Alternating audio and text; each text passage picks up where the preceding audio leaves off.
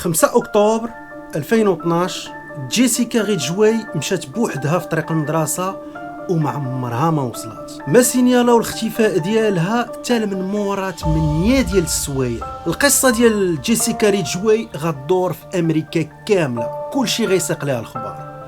مرحبا بكم في القصة الليلية.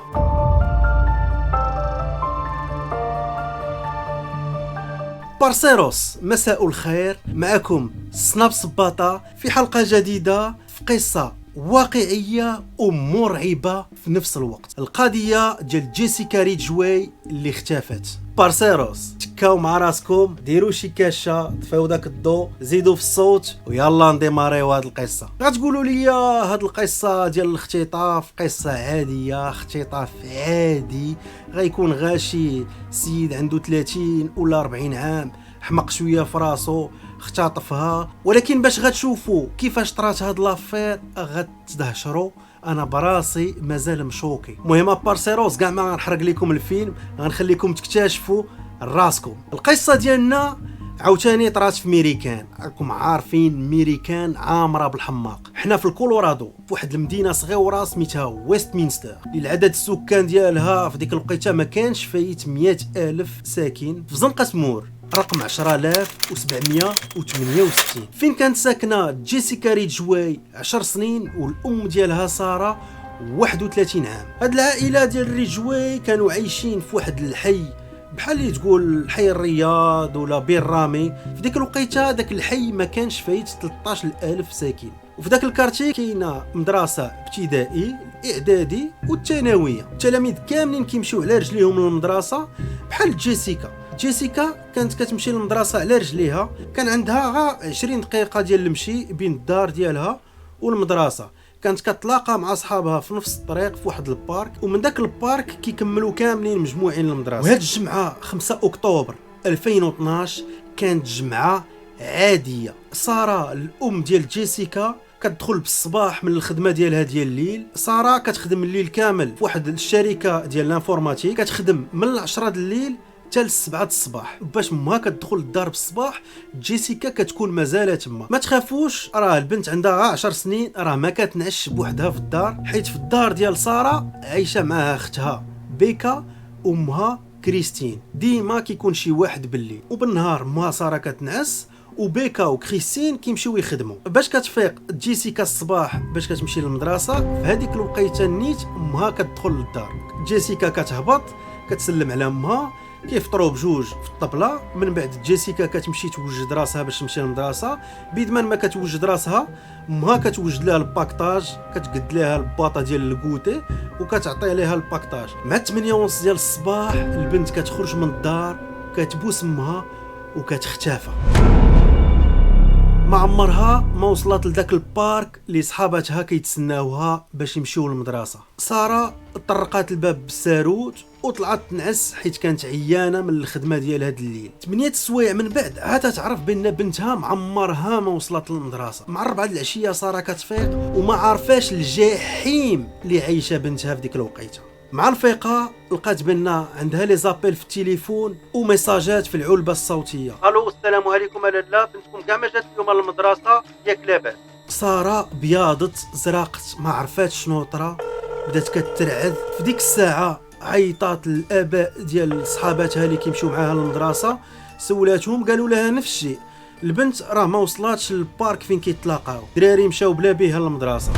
ناري تما ساره بدا كيدخل معاها الزايد، بدات كترعد، عرفات بان القضيه راها حامضه ديال بصح.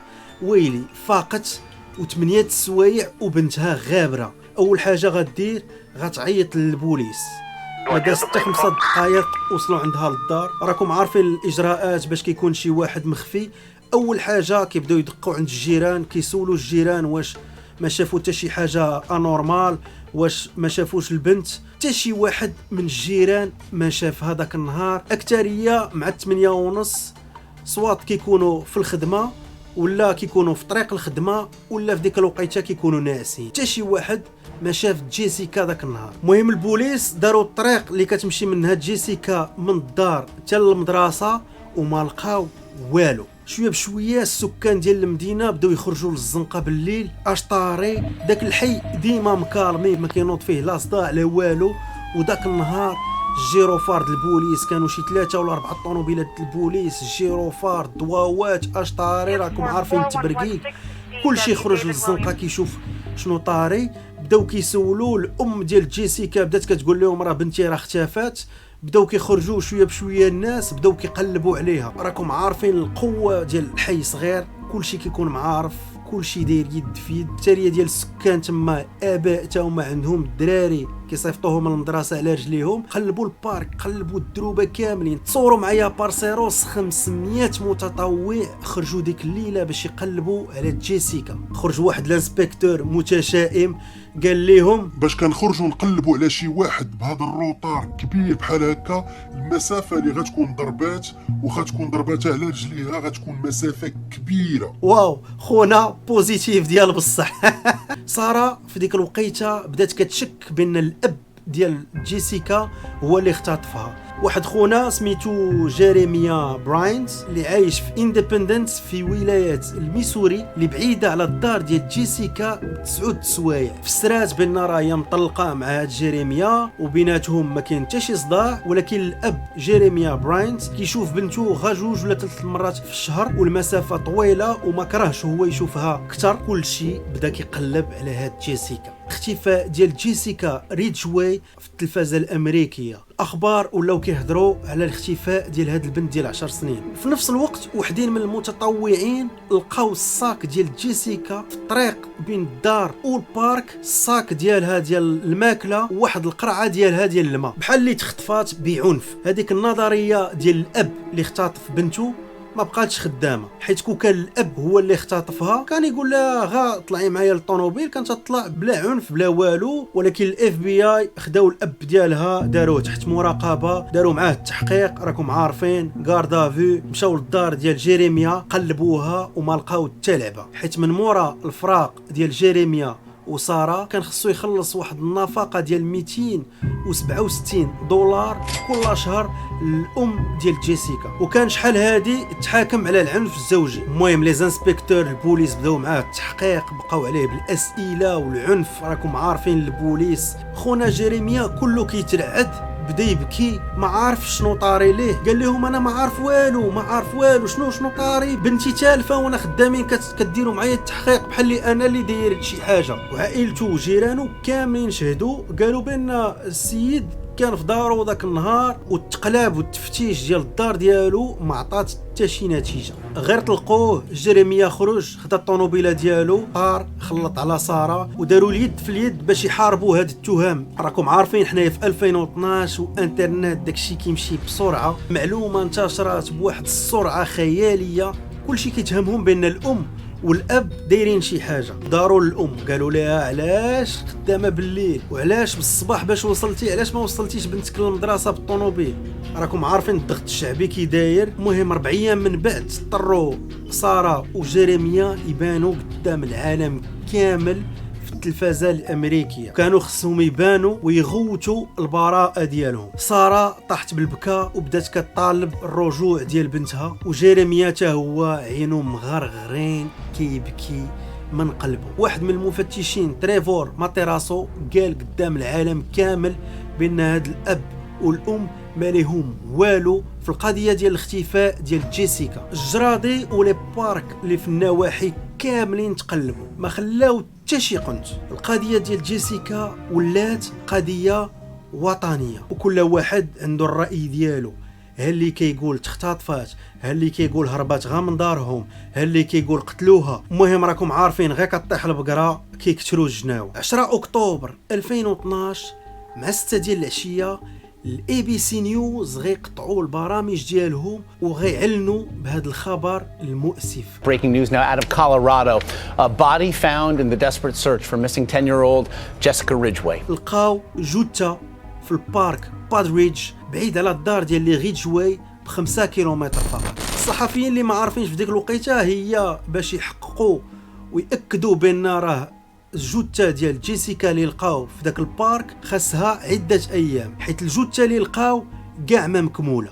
The body that was found in Arvada has been positively identified as Jessica Ridgway, the missing girl from Westminster. تصوروا معايا بارسيروس، الصدمة كانت قوية، الصدمة كانت وطنية. 12 أكتوبر 2012 الخبر طاح، الجثة اللي لقاو هي الجثة ديال جيسيكا. المفتشين ما بغاوش يدخلوا بزاف في التفاصيل، حيت الجثة اللي لقاو داك النهار في داك البارك ماشي جثة، ولكن غاكزده خاويه من الداخل. ما كاين لا راس لا رجلين لا يدين، كاين غير القزده وخاويه من الداخل. تصور معايا هذاك اللي تعدى على جيسيكا مازال عنده الراس ديالها. صافي في ديك الوقيته الاف بي اي ولاو كيزربوا في الاجراءات ديالهم. 1500 ابل عيطوا للكوميساريه، 500 دار تفتشات، وكثر من 1000 طوموبيله تقلبات، ولكن ما عطات حتى شي نتيجه. كل ما هاد لونكيت غادا وكتاخذ الوقت، كل ما المدينه غادا وكتحماق، والعادات ديال الناس تبدلات. كلشي ولا كيوصل ولادو للمدرسه بالطوموبيل، ما بقى حتى شي ولد كيمشي على رجليه للمدرسه. وهذا اللي تعدى على جيسيكا مازال كيدور في الزناقي. واحد الطوموبيله حبسات على واحد البرهوش، كان فيها واحد الدري تقريبا عمره 18 عام، بغا يسولو قال ليه طلع معايا في الطوموبيله. الام ديال البرهوش كانت في الزنقه، بدات كتغوت وصورات الطوموبيله، خدات البلاكه. المهم شدوا داك الدري اللي كان في الطوموبيله، دخلوه بداو عليه بالتحقيق، بقاو عليه بالاسئله. قال لهم بغيت ندور مع البرهوش باش يعطيني شي معلومات على واحد الساطه، واحد خيتي كنت مصاحب معاها، وبغيت غنعرف فين كتمشي ومع من كتمشي. خونا ما عندوش الزهر، طاحوا فيه. ولكن اللي غيحل هاد القضيه ديال جيسيكا رمز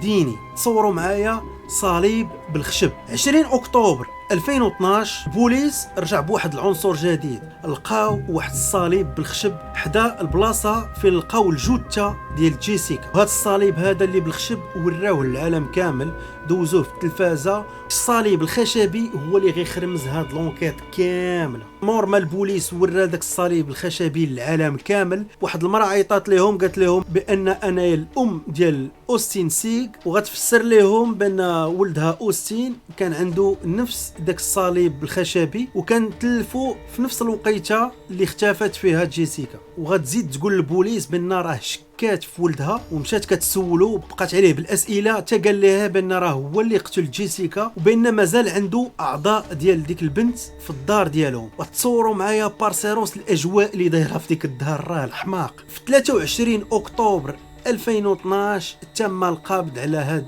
اوستين سيغ. ويلي برهوش ديال 17 عام، زعما هو اللي دار هاد الكارثه هادي؟ ما يمكنش. وفين هما البقايا ديال الجثه ديال جيسيكا؟ اوستين 17 عام، تلميذ ممتاز، قراي، كيجيب غير النقاط الواعرين في المدرسه، خونا مكالمي حشومي، ما كيأدي حتى شي واحد، معمرو ما جبد الصداع مع حتى شي واحد، داخل سوق راسو ما كيهضر مع حتى شي واحد. والبوليس ما عندهم حتى شي حاجه عليه، ما عنده حتى شي دوسي. خونا داخل سوق راسو ديال بصح. كلشي بقى مدهشر، كلشي بقى مشوكي. بالزربه واحد الفيديو ديالو بدات كتسركل، كنشوفوا اوستين ضارب داك الصليب اللي لقاو حدا الجثه. السؤال هو علاش جيسيكا؟ علاش هذا الرعب كامل؟ المهم البوليس بقاو عليه بالاسئله، وفي المحضر خونا كيجاوبهم بكل بروده. الدار ديالو غتفتش كامل. البوليس هبطوا ليها بالكلاب، كلاب بداو كيشمشموا، مشاو من مورا الدار، كاين عندهم واحد الكراج كبير، واحد الهونغار، دخلوا الكلاب بداو كيشمشموا، ما لقاو حتى لعبه. خرجوا الكلاب من داك الهونغار، هما يلقاو واحد الخزانه، حلوا داك الباب، واحد الريحه اللي طلعت من تما كريهه. لقاو بزاف ديال الميكات ديال الزبل كحل، كل ميكا ملصقه فيها واحد التيكيته، ها الراس، ها الرجل اليمنيه، ها الرجل اليسريه، ها اليد. عيطوا لي زيكسبير لي سيونتيفيك، هبطوا نيشان، لقاو الاعضاء ديال جيسيكا كاملين، ولكن ما لقاوش المصارن ديالها، داكشي كامل اللي لداخل القلب الريه ما لقاو حتى شي حاجه. وباش سولوا اوستين قال لهم بان لاحهم في الطواليت وتيرا لاشاس. هادي خونا بداو كيفتشوا في الدار وكيحققوا مزيان، ولقاو بان الحمام كانت مجزره ولكن تنقات مزيان. واكدوا لنا بان في ديك البلاصه نيت في داك الحمام فين تقطعات طراف. اوستين تسنى النهار اللي كانت مو خدامه، كانت خرجت من الدار ديك الوقيته نيت بروفيتا باش يدير ديك الكارثه ديالو. تصوروا معايا، راه بنادم، راه الله يسر مع الله يحفظ. وصلنا للمحكمه واوستين تحاكم بحال لي ماجور. قاضي قال الا في عمره 17 عام ودار هاد الكارثه هادي قداش شنو غيدير باش غيكون كبير. المهم اوستين حكموا عليه بالمؤبد، حياته كامله غيدوزها في حبيب بيس. وجيسيكا داروا ليها ميموريال، داك البارك اللي كانوا كيتلاقاو فيه التلاميذ سماوه بالاسم ديالها. وهنايا غتسالي القصه ديالنا الحزينه. بارسيروس الا مازال ما تابونيتو ما تنساوش تابوناو وتفعلوا الجرس باش يوصلكم ديما لي نوتيفيكاسيون باش تشجعونا نكملوا في هذا الكونسيبت هذا. ونتلاقاو ان شاء الله في الحلقه الجايه. تهلاو في راسكم.